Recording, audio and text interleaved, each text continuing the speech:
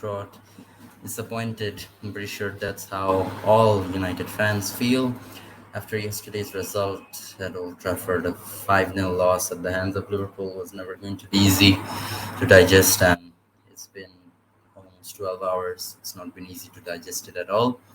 But I myself, I don't operate on emotions. I don't believe in emotions getting the better of me. Let's think logically why United fell for a 5-0 loss at the hands of Liverpool, even when supposedly we have our best team post Sir Alex Ferguson.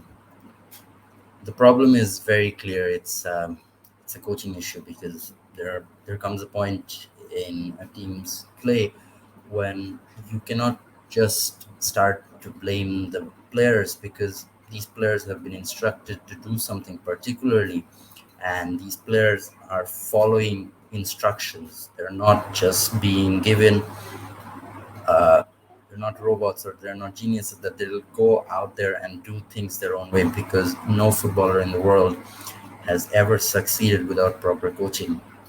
And a very, very clear issue that United had from the very beginning, was they were very open. I said in my preview that Atalanta carved us open. In the first half, they completely carved us open. And what Paul Scholes himself had said, that if you play like this versus a Liverpool, they destroy you. And that's exactly what happened. It's disappointing to see that Oli doesn't see or doesn't learn from his mistakes, because he's playing the same 11, same players who he knows got carved open by Atalanta in the first half. Second half was different, but the first half was a very clear indication of what this group of players will do versus a team that presses high. Combined with that, a rock solid defense that Liverpool have, and it's just baffling how Ole didn't see that. But if we are going to talk about particular instances, let's just look at this one. You can clearly see that Shaw he's basically 4 versus 1, not even 3 versus 1, because there's a player uh, to the right of Shaw who's coming in from that side, but it's essentially 3 versus 1 with the supporting player in the back, with only Shaw there. Where's the midfield? Where's the defense?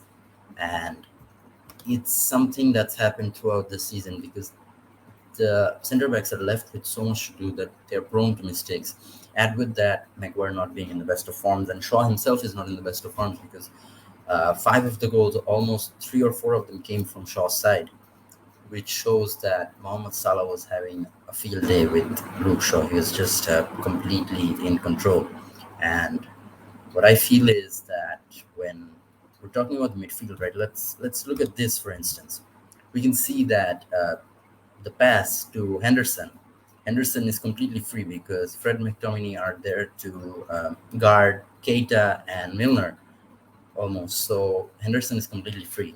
And when Henderson is left free, Henderson gets the chance to completely dictate play. And he's the one who helped a lot in the first goal, the Naby Keita goal. And he was excellent yesterday, because uh, Fred McTominay, I've said this multiple times before, they're not a midfield that'll start for a Champions League team.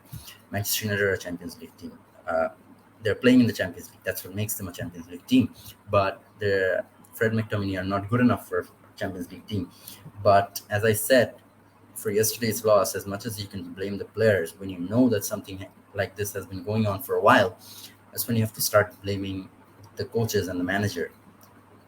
Even it's so evident that this midfield is struggling. What's the problem in bringing in a change? What's the problem in probably playing a Van de Beek, who's I will never stop talking about how Ole has underused Van de Beek and hasn't even given him a chance. What's the issue in giving someone like him? What's the issue in giving a talented midfielder like him a chance?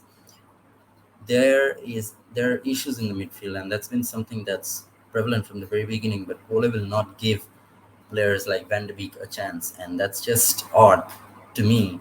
Which is a manager is shooting himself in the foot. You're not picking your best 11. You're sabotaging yourself.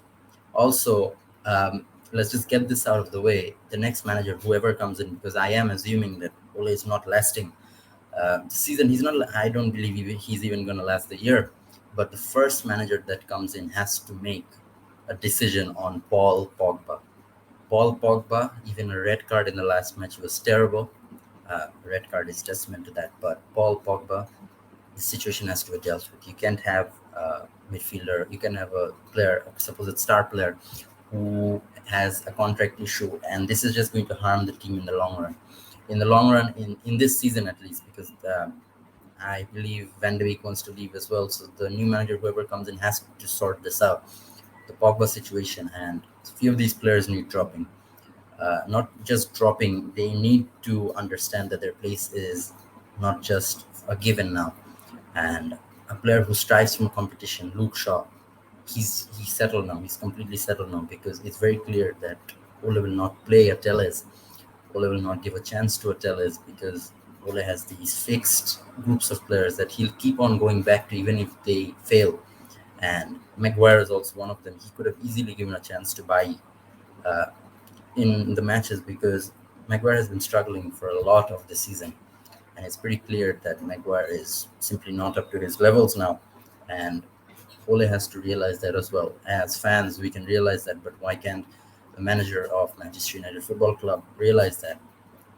Now, getting on to more of a sentimental topic, I wanted Ole to succeed. People know I've been Ole in, but there comes a point in a manager's reign where you have to realize that he's not good enough, and the team that he has, we shouldn't be losing to Liverpool. We shouldn't be even losing 1-0, 2-0. We should be winning. We're losing 5-0. Blame the individuals as much as you want. It's the system that's causing these issues. These players weren't this bad last season. We didn't lose 5-0 last season. Towards the end, we lost to Spurs, but that was due to a red card, and that was a challenging time for the club. But we didn't lose 5-0 to Liverpool. We didn't lose 5-0 to any of those teams in that particular manner. What's their issue this season? Why hasn't Ole been able to set up this team? Also, another argument that Solskjaer didn't get his DM. That's absolutely BS because Ole wanted Rice, right? He knows Rice wasn't available for less than 100 million. So why would you target a player who you know the board won't get you? What is this adamance towards one player and one player only? That player being English, of course. Why didn't Ole try for another midfielder like a Neves or a Bissouma? Nothing could be worse than McTominay and Fred. The sole reason United are struggling this season has been poor coaching and a dysfunctional midfield. I'll never fail to say this. And when you have players who want to play, who will probably improve your team, and you don't play them, that's when you know you've completely lost the plot. And Ole Gunnar Solskjaer has completely lost the plot. This would be a very tough final nail in the coffin, but if he's gone, he's going to go for the greater good of the club. I want him to be remembered for saving us in '99. I want him to be remembered for saving us as a manager too, but there comes a time where you have to realize that your abilities aren't good enough. And that's exactly what's happened with Ole Gunnar Solskjaer. A tough episode to make, but these things have to be addressed. When your team loses 5-0, there aren't a lot of positives. That being said, there is a hope.